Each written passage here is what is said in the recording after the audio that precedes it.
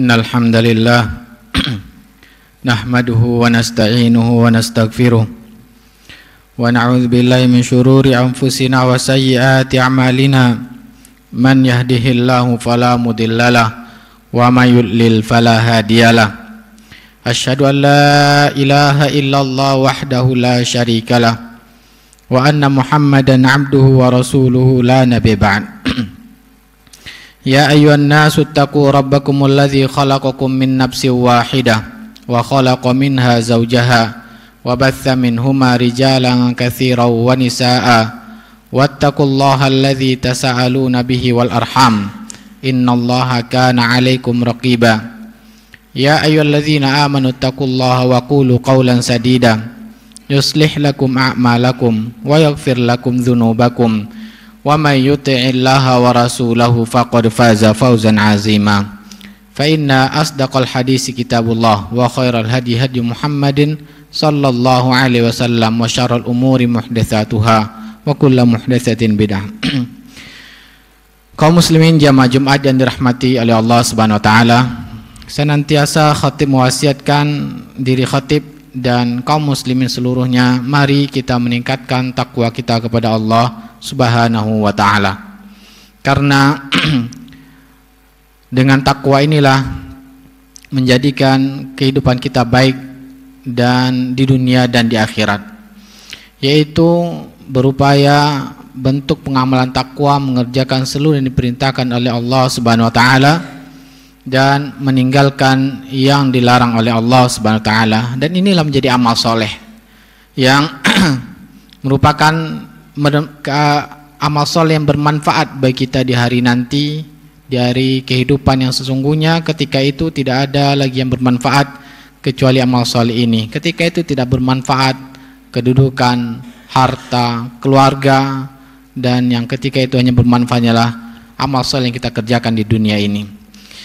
Kaum muslimin jamaah Jumat yang dirahmati oleh Allah Subhanahu wa taala, tema khutbah kita yaitu agar kaum muslimin kembali jaya. Kejayaan atau kekuasaan ini adalah milik Allah Subhanahu wa taala. Allah lah memiliki kekuasaan dan Allah lah yang maha agung, dan Allah memberikan kekuasaan ini kepada orang-orang yang Allah kehendaki. Allah mengatakan wa tu'izzu man tasya' wa tudhillu man tasya', dan engkaulah yang memberikan kejayaan, keagungan kepada orang-orang yang kehendaki dan memberikan kehinaan kepada orang-orang yang engkau kehendaki. Dan kita lihat fenomena di zaman kita sekarang ini, kaum muslimin ditindas di mana-mana. Sebetulnya apa permasalahannya? Kenapa sebabnya demikian? Maka sebetulnya Allah SWT sudah menjelaskan di dalam Al-Quran. Mungkin bisa kita ambil hikmah pelajaran dari surat Al-A'raf ayat 11 dan seterusnya sampai ayat 20-an, yang mana Allah SWT memberikan kehormatan, kejayaan kepada manusia yang pertama kali Allah ciptakan, itu Nabi Adam. Allah ciptakan dalam bentuk sebaik-baiknya. Itu Allah mengatakan bahwa menciptakan manusia itu dalam sebaik-baik bentuk. Di sini Allah menyebutkan surah Al-A'raf 11, walaqad khalaqnakum tsumma sawwarnakum. Kami telah menciptakan kalian wahai manusia dan kami bentuk kalian. Dan dalam surah At-Tin ayat menjelaskan bahwa Allah menciptakan manusia dalam sebaik-baik bentuk. Kemudian Allah berikan kehormatan, kejayaan pada Nabi Adam. Wa tsumma qulna lil malaikati isjudu li Adam. Kemudian kami perintahkan kepada seluruh malaikat penduduk langit ketika itu, berilah hormat kepada Nabi Adam, yaitu berupa sujud. Jadi syariat nabi-nabi sebelumnya sujud ini dibolehkan karena bentuk penghormatan. Maka dalam syariat Nabi Muhammad tidak lagi dibolehkan karena sudah berubah menjadi suatu ibadah. Allah perintahkan pada penduduk langit ketika itu, qulna lil malaikati isjudu li Adam. Allah memberikan keagungan, kehormatan Nabi Adam, yaitu kakek kita. Fasajadu illa iblis, tetapi iblis tidak mau bersujud, tidak mau hormat kepada Nabi Adam. Lam yakum minas sajidin. Kemudian Allah berfirman, bertanya pada iblis, qala ma mana'aka alla tasjuda id amartuk. Wahai iblis, apa yang menghalangimu tidak mau sujud padahal aku yang perintahkan. Kemudian iblis mengatakan, qala ana khairum minhu khalaqtani min nari wa khalaqtahu min tin. Aku lebih baik dari Adam. Engkau menciptakannya dari tanah, sedangkan engkau menciptakan aku dari api. Dan inilah dosa yang pertama kali, yaitu disebabkan kesombongan. Maka tidak pantas kita memiliki sifat kesombongan karena menyebabkan suatu dosa yang besar. Dan yang pantas bersombongan adalah Allah Subhanahu wa taala. Maka Allah pun murka. Hanya satu dosa saja, yaitu melanggar perintah Allah. Maka Allah pun murka dan Allah perintahkan, Allah hinakan. Qala fahbit minha, maka turunlah dari surga, dari langit. Fama yakunu laka an tatakabbara, tidak pantas engkau berlaku sombong. Fakhruj innaka minas saghirin, keluarlah, sungguhnya engkau iblis adalah orang yang hina, termasuk orang yang hina. Allah rendahkan iblis karena hanya melanggar satu perintah Allah Ta'ala, itu tidak mau sujud, tidak mau hormat kepada Nabi Adam. Kemudian iblis pun bersumpah kepada Allah, qala anzirni ila yaumi yub'atsun, ya Allah, berikanlah aku masa tangguh hidup sampai hari kiamat. Maka Allah mengabulkan permintaan iblis. Qala innaka minal munzarin. Allah berfirman, sungguhnya engkau akan diberikan masa tangguh sampai hari kiamat. Kemudian iblis pun bersumpah di hadapan Allah Ta'ala. Qala fa bima aghwaytani la aq'udanna lahum siratakal mustaqim. Ya Allah, dengan sebab engkau mengutukku, menyesatkan aku, niscaya aku akan bersumpah akan memalingkan manusia Adam dan keturunannya dari jalanmu yang lurus.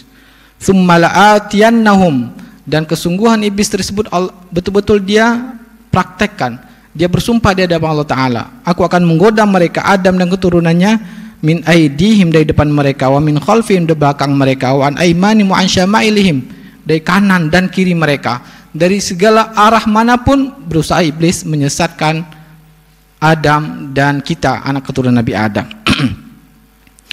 Kemudian iblis bersumpah kepada Allah, wala tajidu aktsarum syakirin, engkau tidak akan mendapati kecuali sedikit di antara hambamu yang bersyukur kepadamu.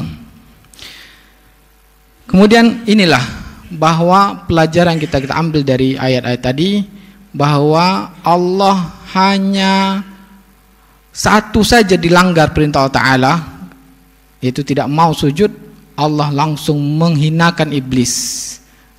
Allah mengutuk iblis dan Allah akan mengazabnya di akhirat nanti dan mengutuknya di dunia sekarang.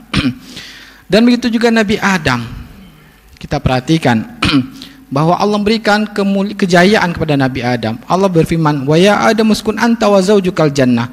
Wahai Adam, tempatilah surga dan istrimu surga. Jadi Nabi Adam, kakek kita dan ibu kita Hawa, ini Allah berikan kejayaan, kekuasaan ketika itu, yaitu merupakan penduduk langit dan tinggal di surga. Jadi kampung kita sebenarnya adalah surganya Allah Subhanahu wa taala. Dan tetapi Allah menguji Nabi Adam bahwa memang manusia diciptakan untuk diuji Allah Ta'ala siapa yang lebih baik, paling taat kepada Allah Subhanahu wa taala. Dan Allah menguji Nabi Adam, Allah taqraba hadhihi syajarah fatakuna minaz zalimin. Dan silakan engkau makan seluruh yang ada di surga tersebut, tapi hanya satu saja, jangan dekati pohon ini dan jangan makan buahnya.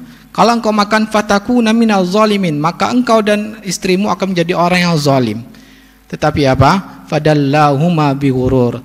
Iblis pun bersumpah, tadi sudah bersumpah kepada Allah Taala bahwa akan menyesatkan Adam dan keturunannya, dan dia pun bersumpah pada Nabi Adam bahwa beliau ingin memberikan kebaikan Nabi Adam. Kenapa Allah melarang Nabi Adam untuk makan ini? Agar supaya tidak kekal di surga. Dan Adam pun lupa dengan larangan Allah SWT, dan akhirnya Allah pun marah dan Allah perintahkan kepada Nabi Adam dan iblis, Allah kehinakan mereka, kakek kita Nabi Adam turun ke dunia ini.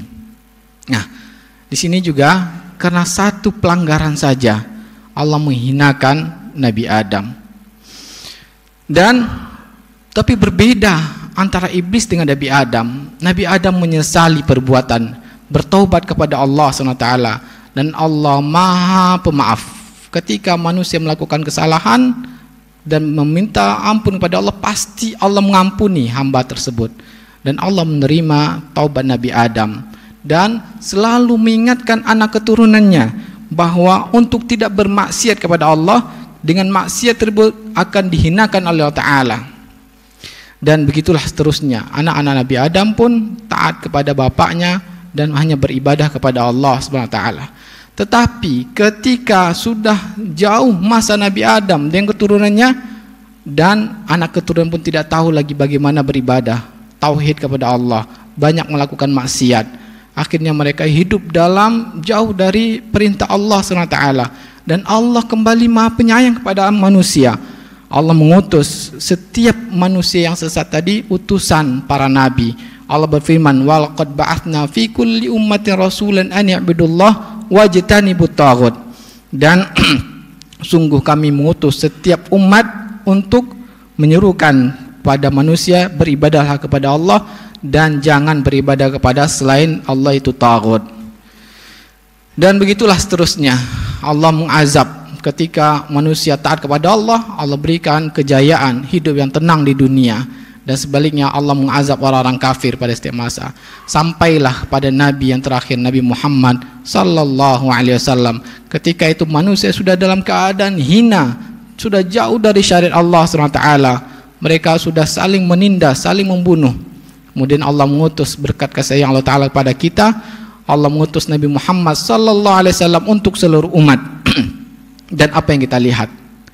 Kaum Quraisy ketika itu, para sahabat Rasulullah SAW, mereka hanya orang yang tidak dianggap di dunia ketika itu. Mereka hanyalah pengembala, miskin. Ketika itu dunia dikuasai oleh Persia dan Romawi dan Persia. Bangsa Quraisy tidak dianggap, mereka hidup hanya dari pengembala. Sedangkan kekayaan di dunia ketika itu dikuasai Romawi dan Persia.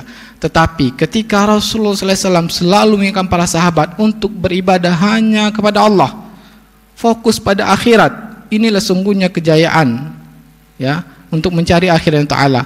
Apa yang didapatkan? Dengan sendirinya dunia berada di tangan para sahabat, hingga akhirnya di masa Umar bin Khattab, Romawi dan Persia dihancurkan oleh Ta'ala di tangan kaum muslimin. Ini karena apa? Karena Allah sudah berjanji, ya ayyuhalladzina amanu in tansurullaha yansurkum wa yutsabbit aqdamakum. Wahai orang-orang beriman, kalau kalian betul-betul menolong Allah, menjalankan agama Islam ini seluruhnya, tidak beribadah kepada selain Allah, memurnikan ibadah pada Allah SWT, tidak melakukan maksiat pada Allah Ta'ala, pasti Allah akan menolong kalian dan mengokohkan kaki-kaki kalian. Dan Allah mengatakan, walladzina kafaru fata'sal lahum wa adalla a'malahum. Sedang orang kafir, maka celakalah bagi mereka. Kaum muslimin jamaah Jumat yang dirahmati oleh Allah Subhanahu wa taala. Ya, tetapi kita lihat sekarang sudah jauh manusia, kita hidup sudah jauh dari masa Rasulullah sallallahu alaihi wasallam. Maka kita lihat bagaimana kaum muslimin sekarang, anak-anak kita. Kita tanya mereka, apa itu rukun Islam? Mereka tidak tahu apa itu rukun Islam. Dan mereka tidak mengerti, bahkan di dunia pendidikan tidak diajari agama Islam. Bagaimana mungkin Allah Subhanahu wa taala akan memberikan kekuasaannya pada kaum muslimin? Dan kita lihat maksiat, zina, aurat diperlihatkan, riba di mana-mana, pencurian, pembunuhan, korupsi, seluruh yang dilakukan manusia. Pasti inilah penyebab kehinaan kaum muslimin. Kaum muslimin jamaah Jumat yang dirahmati oleh Allah Ta'ala, inilah Allah perintahkan kepada kita, kalla bal tu'thiruna al-hayata ad-dunya wal akhiratu wa khairu wa abqa. Tetapi kalian lebih suka pada dunia sedangkan akhirat lebih baik. Aqulu qawli hadza fastaghfiruhu innahu wal ghafurur rahim. Allahumma salli ala sayyidina Muhammad wa ala ali sayyidina Muhammad.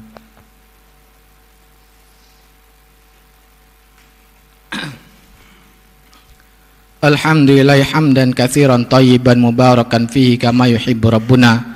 Wassalatu wassalamu ala nabiyina Muhammadin wa ala alihi washabihi wasallam wa man tabi'ahum bi ihsanin ila yaumiddin wa ba'd. Kaum muslimin jamaah Jumat yang dirahmati oleh Allah Ta'ala, itulah tadi iblis yang sudah bersumpah pada Allah. Sungguh berat cobaan kita, tetapi kita berlindung pada Allah dan berusaha semaksimal mungkin untuk melawan godaan iblis. Caranya bagaimana? Caranya mari kita kembali kepada Allah. Karena Rasulullah SAW mengatakan, idza tabaya'tum bil 'inah wa radi wa akhadtu adnabal baqar wa radipum bizar'i wa taraktumul jihad sallallahu alaikum dzullan. Kalau kalian sudah melakukan riba dan kalian lebih mementingkan dunia, Allah akan berikan, campakkan di hati kalian kehinaan. Dan ini yang kita lihat. Dan kalian sudah meninggalkan jihad, kalian sudah tidak peduli lagi di akhirat, maka Allah akan, inilah yang kita terima sekarang ini, kehinaan. Dan Allah sudah memberikan solusi melalui Rasulullah SAW. Rasul mengingatkan, wala yanzi'uhu minkum, dan Allah tidak akan mencabut kehinaan ini hatta tarji'u ila dinikum, sampai kalian betul-betul kembali kepada agama kalian. Jadi solusinya agar pribadi kita, keluarga kita, masyarakat kita, negara kita betul-betul ditolong oleh Allah Ta'ala, mari kita jalankan syariat Ta'ala. Kembali hadiri pengajian-pengajian yang menjelaskan Al-Quran, hadis-hadis Rasulullah SAW, seluruhnya. Jangan sampai kita memalingkan ibadah pada selain Allah SWT, dan kita amalkan. Pasti Allah akan berikan kemuliaannya kepada kita secara pribadi, keluarga, dan masyarakat. Inna Allah malaikatahu yusalluna ala nabi ya ayyuhalladzina amanu sallu alaihi wa sallimu taslima. Allahumma salli ala Muhammad wa ala ali Muhammad kama sallaita ala Ibrahim wa ala ali Ibrahim wa barik ala Muhammad wa ala ali Muhammad kama barakta ala Ibrahim wa ala ali Ibrahim innaka Hamidum Majid. Allahumma fir lil muslimina wal muslimat wal mu'minina wal mu'minat al ahya'i minhum wal amwat innaka sami'un qaribun mujibud da'wat ya qadiyal hajat. Rabbana la tu'akhidna in nasina wa akhtana. Rabbana wa la tahmil alaina isran kama hamaltahu ala alladhina min qablina. Rabbana wa la tuhammilna ma la taqata lana bih wa'fu anna waghfir lana warhamna anta maulana fansurna 'alal qaumil kafirin. Ibadallah, innallaha ya'murukum bil 'adli wa ihsan wa ita'i dzil qurba wa yanha 'anil fahsya'i wal munkari wa ya'izukum la'allakum tadhakkarun. Fadhkurullaha yazidkum. Aqimus shalah.